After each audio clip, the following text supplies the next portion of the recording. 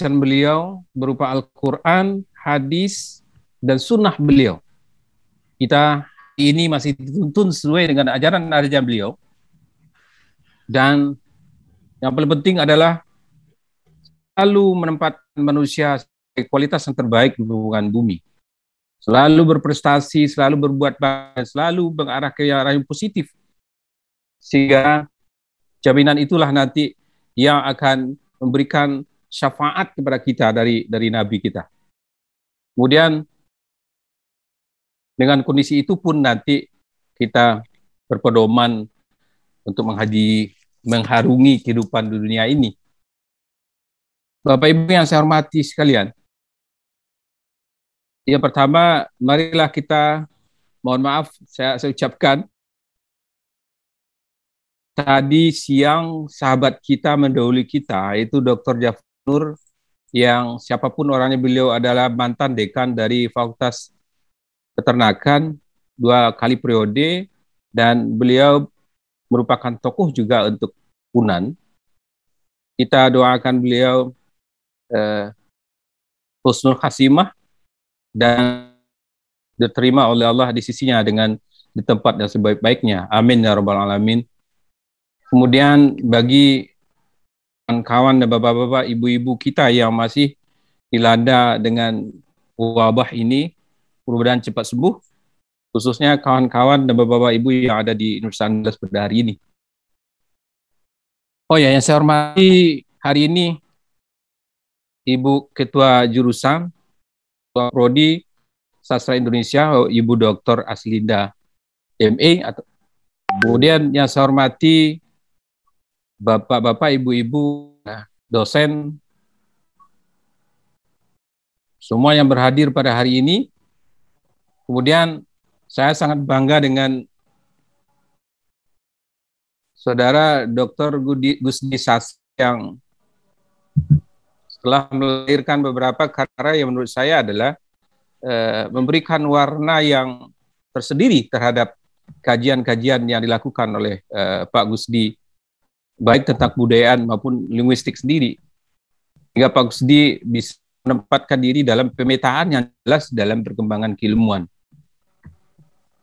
Dan menghindari diskusi yang tidak bermanfaat menurut saya. Bapak Ibu hati, dalam tahun 2021 ini saja ada beberapa buku yang sudah diluncurkan, yang sudah ditulis. Saya menyambut baik apa yang dilakukan Bapak Gusdi Sasra bersama dengan Pak Duski Harun yang menulis tentang dari Medan ke Jepang. Itu judulnya. Satu buku lagi kalau tidak salah adalah tentang linguistik forensik kalau tidak salah. Maaf, linguistik ada satu lagi, belum betul hafal judul yang ditulis oleh Pak Gusdi. Model terapi bicara, Pak. Ya, model terapi bicara terhadap penderita gangguan berbahasa.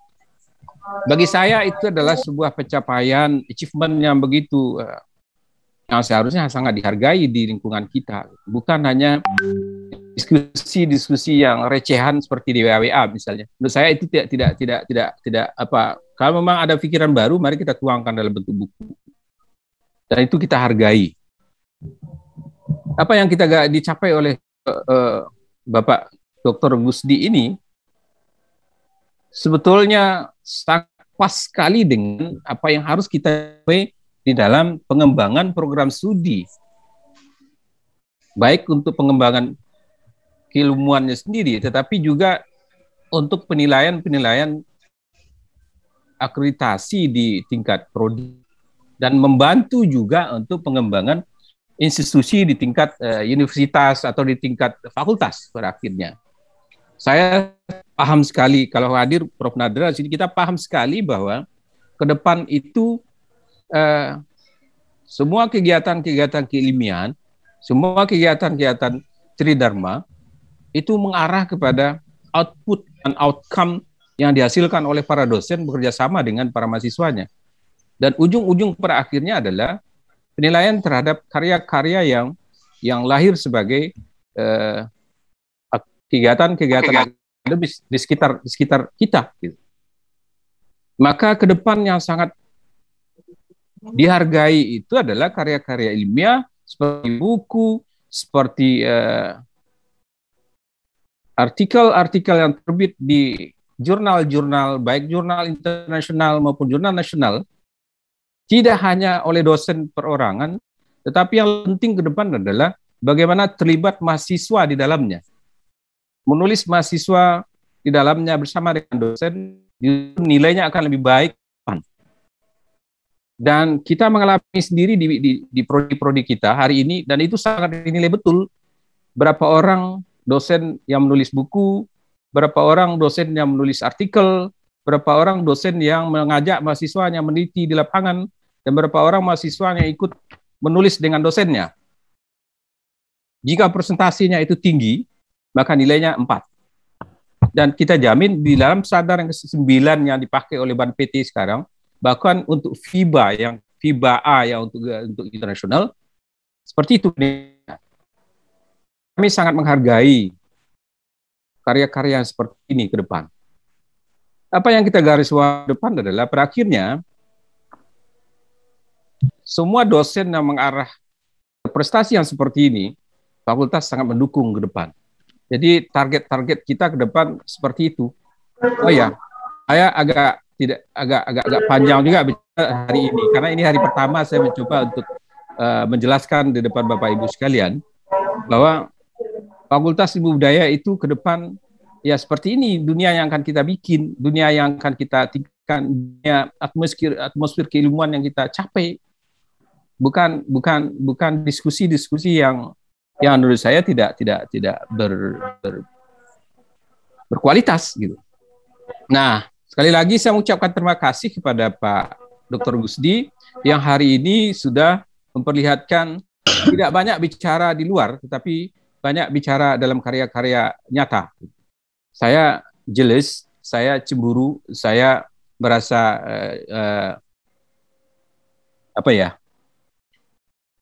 saya ingin membuat seperti ini juga. Ada beberapa karya-karya yang sudah kita tulis tetapi belum sempat terbit gitu. Nah, Bapak Ibu sekalian, saya belum begitu membaca Pak Gusdi dari Medan ke Jerman ini. Tapi yang jelas adalah sebuah pengalaman perjalanan, sebuah pembacaan dari Pak Gusdi terhadap kondisi yang ada di Indonesia sampai ke Jerman sendiri tentang pengalaman pribadinya, baik dalam pengalaman dunia intelektualitas maupun pengalaman seharian baik di dunia timur maupun di dunia barat sendiri. Saya berharap ini tidak berhenti di sini. Kok pisang berbuah sekali, tapi kalau intelektual buahnya banyak nanti. Saya berkecenderungan Fakultas Ilmu Budaya itu banyak orang-orang yang menghasilkan karya-karya ini. Menurut saya ilmu budaya itu harus tulis gitu. Oleh sebab itu ke depan karya-karya tulis itu akan kita hargai. Mungkin tiap tahun kita akan beri penghargaan kepada kawan-kawan yang paling banyak menulis buku paling banyak, menulis artikel paling banyak, menulis koran paling banyak, misalnya seperti itu. Jadi arahnya ke arah situ akan kita bikin ke depan, sehingga kalau ada yang menyatakan Fakultas Budaya itu ke depan kita kembalikan kepada atmosfer awalnya, maka ini saatnya kita mulai gitu. Mudah dari 0 km hari ini, baik itu saya sebagai baru 1 minggu menduduki dekan ini, mudah-mudahan ke depan bisa lebih baik lagi. Dialog kita yang positif, bukan recehan gitu.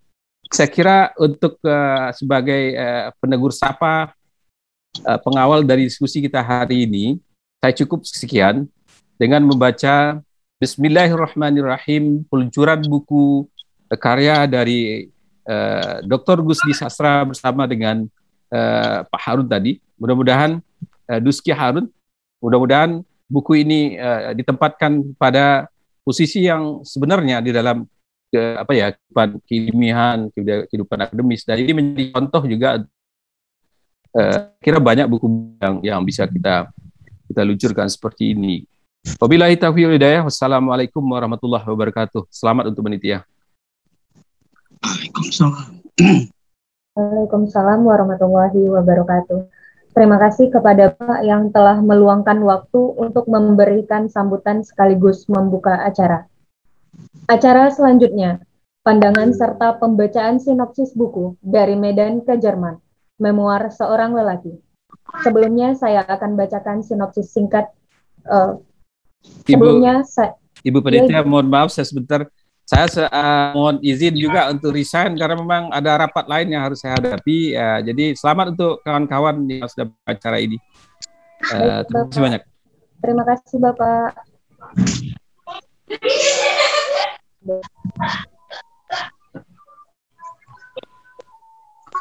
Baik, kita lanjutkan. Terlebih dahulu saya akan bacakan biodata penulis. Penulis pertama, Bapak Duski Harun, lahir di kota Medan dan sebagian besar hidupnya dihabiskan di kota Hamburg, Jerman. Beliau memiliki 2 orang putri dan, 2 orang putra dan 1 orang putri. Semenjak tahun 1995 sampai saat ini beliau menetap di Jerman. Penulis kedua, Bapak Gusdi Sastra, lahir di Batu Sangkar, Sumatera Barat. Beliau menyelesaikan program sarjana di Fakultas Sastra Universitas Andalus dan magister di Universitas Indonesia, serta program PhD di University Putra Malaysia, bidang neuropsikolinguistik. Beliau sudah menerbitkan beberapa buku, di antaranya Menelusuri Jejak Melayu Minangkabau, Neurologi Bahasa, Terapi Wicara, Bioakustik Wicara, Neurolinguistik Suatu Pengantar, dan masih banyak lagi. Pandangan serta pembacaan sinopsis buku akan disampaikan oleh Dr. Gusdi Sastra. Kepada Bapak, dipersilakan. Baik, terima kasih Rizky. Assalamualaikum warahmatullahi wabarakatuh. Waalaikumsalam. Terima kasih Pak Dekan yang sudah berkenan memberikan sambutan dan memberikan beberapa pandangan sehingga menimbulkan motivasi bagi kita untuk tetap berkarya. Kemudian juga saya mengucapkan terima kasih kepada Bapak Ibu yang pada malam hari ini dapat bergabung, yang dari segala pihak saya lihat, ada yang juga dari ini, ada dari universitas lain. Kemudian juga terima kasih Ibu Prof. Erianti Darwin bisa bergabung, Ibu Dr. Melianis, dan beberapa lainnya yang dapat saya sebutkan satu persatu pada acara bedah buku ini. Mudah-mudahan apa yang kita lakukan mendapat ridho dari Allah Subhanahu wa Ta'ala. Kemudian saya sangat terharu dengan terutama dengan jurusan Sastra Indonesia, Ibu Dr. Aslinda bersama kawan di sela kesibukan mempersiapkan akreditasi internasional, kemudian juga akreditasi BAN PT, masih sempat untuk mempersiapkan acara ini, dan untuk itu saya ucapkan terima kasih sekali lagi. Mudah-mudahan apa yang kita lakukan diridhai oleh Allah. Kemudian juga oleh teman-teman yang ikut dalam persiapan acara ini. Bapak Ibu yang saya hormati, Bapak Duski Harun, saya mengenal beliau adalah ketika saya mendapat kesempatan ke Jerman pada 10 tahun yang lalu. Jadi sudah cukup lama waktu berjalan, dan buku yang kami impikan baru terbit tahun ini. Alhamdulillah dengan cita-cita dan kesabaran, akhirnya apa yang kami idam-idamkan terwujud melalui buku dari Medan ke Jerman, Memoir Seorang Lelaki.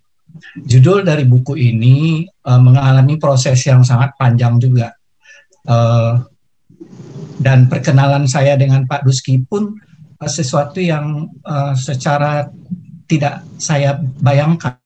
Karena ketika pergi ke Jerman, saya membayangkan susah untuk bertemu orang Indonesia. Ternyata di Hamburg itu tempat banyaknya berkumpul Indonesia, dan paling adalah kelompok para pelaut. Nah, Pak Duski adalah salah satu dari pelaut yang punya kisah melalui perjalanan laut sehingga menjadi menetap di Jerman sampai sekarang ini. Alhamdulillah Pak Duski sehat walafiat, walaupun umur beliau sudah di atas 70. Kebetulan tadi sempat berteleponan dengan Pak Duski, beliau masih mengendarai mobil dari luar kota untuk melakukan pekerjaan dan sekarang masih dalam perjalanan seperti lihat. Terima kasih Pak Duski bisa bergabung walaupun dari negeri yang jauh untuk acara peluncuran buku kita ini. Bapak Ibu yang saya hormati, kisah tentang seorang lelaki ini bagi saya adalah bukan merupakan sesuatu biografi yang saya tulis, dan bagi Pak Duski bukan merupakan autobiografi, tetapi bagaimana kami meramunya menjadi sebuah buku sehingga bisa dibaca oleh pembaca, apakah itu berupa novel ataupun berupa kisah. Saya juga belum bisa. Sama-sama kita dengar nanti dari pembedah bagaimana posisi buku ini dalam koridor dalam genre sastra. Nah, saya juga mengucapkan terima kasih. Ternyata karya-karya seni, karya-karya sastra itu menjadi perhatian oleh pemerintah sekarang ini. Jadi tidak saja untuk kredit poin penelitian itu adalah hasil penelitian, tapi juga karya-karya seni, karya-karya kreativitas dapat digolongkan sebagai sebuah karya publikasi di bidang penelitian. Untuk itu sama-sama kita dengarkan nanti apa yang akan disampaikan oleh pembahas kita, Ibu Dr. Anda Armini M. Hum dan Ibu Eli Delvia. Keduanya tergerak hati mereka untuk dapat memberikan respon terhadap buku ini. Saya mengucapkan terima kasih karena menurut Bu Armini buku ini layak untuk kita baca bersama. Bapak Ibu, saya ingin membacakan sedikit bagian akhir dari buku ini, bagian belakang buku ini sebagai sinopsis. Dari Medan ke Jerman. Bapakku hanya seorang pedagang daging sapi di pasar pusat Medan. Bapak pernah bercerita bahwa sebelum jadi pedagang, Bapak adalah seorang veteran peperangan melawan Belanda. Waktu itu, Bapak tinggal di kota Perbaungan yang terletak tidak jauh dari kota Medan. Bapakku Dahlah Harun bersama komplotannya melawan Belanda diberi gelar Letnan Muda. Kebetulan Pak Harun ini juga punya darah Minang, berasal dari Maninjau dan menetap di Medan. Sebagai anak bekas pejuang bergelar letnan, tak ada yang bisa kubanggakan selain kemiskinan. Dari sinilah aku mulai hidup sebagai Duski Harun. Dari Medan aku ke Jerman. Sebagian besar umurku lebih banyak habis di Jerman. Dari buku ini banyak hikmah yang dapat dipetik sebagai lelaki, bahwa kemiskinan tak selamanya miliknya bagi hati yang berkehendak untuk niat dunia dan akhirat. Bapak Ibu yang berbahagia, saya kira pengantar dari saya itu yang bisa saya sampaikan. Mudah-mudahan apa yang dibahas oleh Ibu Armini dan oleh Ibu Eli Delvia sama-sama bisa kita dengarkan bersama. Terima kasih. Assalamualaikum warahmatullahi wabarakatuh. Waalaikumsalam. Waalaikumsalam warahmatullahi wabarakatuh. Terima kasih kepada Bapak yang telah memberikan pengantar dan membacakan sinopsis. Acara selanjutnya kita masuk kepada acara inti, pembahasan dan diskusi buku Dari Medan ke Jerman, memoir seorang lelaki yang akan dibahas oleh Dr. Anda Armini Arba'i M. Hum dan Eli Delvia SS M. Hum, serta dimoderatori. Rizky. Bapak? Kalau misalnya Pak Duski ada yang mau disampaikan dan bisa kita dengarkan, silakan sebentar saja, Ibu. Iya, Bapak. Ya. Silakan Bapak Duski. Silakan Bang Duski. Saya biasa memanggil Bang Duski. Masih dalam perjalanan, tapi kalau lalu lintas tidak memungkinkan, mungkin saya hello saja. Silakan Bang. Assalamualaikum warahmatullahi wabarakatuh. Waalaikumsalam. Saya mengambil kesempatan ini karena saya berniat sekali dengan tulus ikhlas apa yang saya tuliskan itu. Ketepatan saya baru pulang dari luar kota ini, Bu. Lagi dalam perjalanan yang macet. Saya sambilkan berkesempatan untuk menemui hajat saya juga ya di sini. Yang agak macet-macet sedikit nih, soalnya jalan susah. Terima kasih sebelumnya saya ucapkan kepada ibu dan bapak yang merilis buku saya ini. Insya Allah bermanfaat untuk kawan-kawan yang berada di mana saja dan untuk menambah keberanian mereka, jangan menjadi orang yang minder dari asal mulanya. Itu saja sebelumnya. Terima kasih. Baik, terima kasih Bapak untuk sambutannya. Insya Allah bukunya sangat bermanfaat nantinya untuk orang banyak, Bapak. Baik, acara selanjutnya, pembahasan dan diskusi buku dari Medan ke Jerman, Memoir Seorang Lelaki, yang akan dibahas oleh Dr. Anda Armini Arbain M.Hum dan Eli Delvia SS M.Hum, serta dimoderatori oleh Dr. Aslinda M.Hum. Sebelumnya, saya akan bacakan biodata singkat moderator. Ibu Aslinda lahir di Bukit Tinggi pada tanggal 22 Juni 1964. Beliau menyelesaikan program sarjana di Universitas Andalas, program magister di Universitas Gadjah Mada, program doktor di Universiti Kebangsaan Malaysia dalam bidang linguistik. Beliau juga sering diundang menjadi pembicara di TPRI Sumbar dan RRI Padang. Kepada Ibu Aslinda dipersilakan.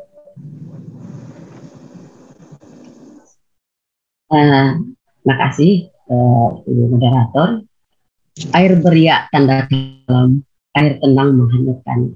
Izinkan saya ucapkan salam untuk para hadirin sekalian. Assalamualaikum warahmatullahi wabarakatuh. Waalaikumsalam. Dan salam sejahtera untuk kita semua. Bapak Dekan yang saya hormati, Bapak Ibu dosen, sastrawan, penikmat seni, dan para mahasiswa yang kita banggakan.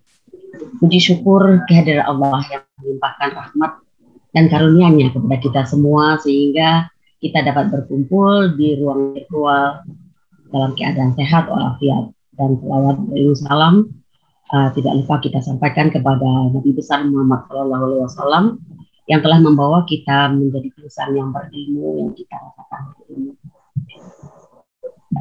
Terima kasih kepada saudara acara karena telah memberikan kewenangan kepada saya untuk memoderatori acara perjuangan dan bedah buku ini dari Medan ke Jerman, Memoir Seorang Lelaki. Selamat datang juga bagi para peserta yang telah hadir dalam acara bedah buku. Kegiatan bedah buku ini diinisiasi oleh Jurusan Sastra Indonesia Fakultas Ilmu Budaya Universitas Andalas sebagai apresiasi untuk para penulis dan pengembangan ilmu di program studi sastra Indonesia. Sebelumnya saya akan membacakan riwayat singkat kedua pembahas, yaitu Ibu Dr. Anda Armini Arbain M.Hum dan Ibu Eli Delvia SS M.Hum. Ibu Armini Arbain lahir di Bukit Tinggi 6 Oktober 1960. Sejak 1987 telah menjadi staf pengajar di Fakultas Ilmu Budaya Sastra Indonesia. Selain sebagai pengajar, beliau juga sering menulis fiksi. Dan cerpen-cerpen beliau juga sering dimuat di harian Sialan pada Express. Cerpen juga dibuat dalam buku kumpulan cerpen judulnya Tuhan Pun Berhasil Kutipu. Kemudian kumpulan cerpen Sepenggal Rindu Dibatasi Waktu. Kumpulan cerpen Lelaki Datang Malam merupakan kumpulan cerpen yang dihasilkannya sendiri. Bersama Bapak Ronidin, beliau juga menghasilkan novel